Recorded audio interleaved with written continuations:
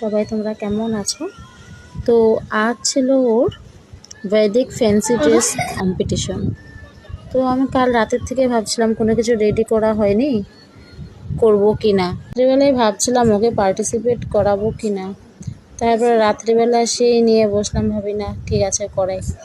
2:30 অবধি আমি বসে বসে কাপড় সিলিয়েছি। সকালবেলা 6টার সময় উঠিয়ে আবার সমস্ত রেডি। তো আজকে পুপু রোল প্লে করেছিল রামভাত সাবরি। কেন কি ওকে তো আমি রাধা সাজাতে পারবো না, টপিকে ছিল যেহেতু বেদিক থিম, সেজন্য রামায়ণ আর মহাভারতই ছিল থিমে।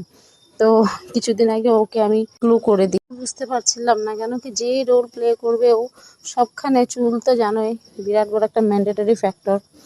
তো লাস্ট অফ টাইম ভাবলাম ওর একটা উইড আছে, আমি কিনেছিলাম যখন ছোট ছিল, প্রোগ্রাম করেছিল তখনই আমি কিনে রেখেছি। এই জন্যই আমি সাবরি রোলটা ওর জন্য চুজ করেছি। এরকম ভাবে মানে অ্যারেঞ্জমেন্ট করতে পারিনি, কারণ সকাল 9টা থেকেই ছিল রেজিস্ট্রেশন।